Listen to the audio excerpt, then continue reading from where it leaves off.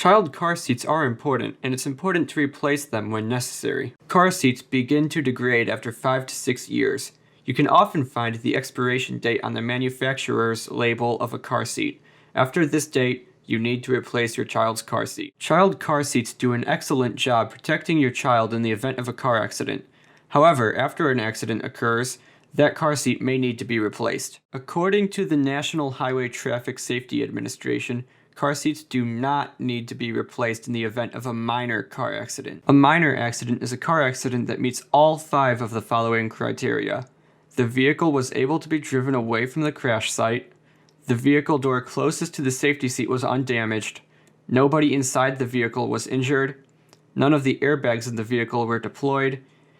And there is no visible damage to the car seat. If the car accident does not meet all 5 of these requirements, the child's car seat needs to be replaced. Follow these rules and guidelines to provide maximum safety for your child while driving your car.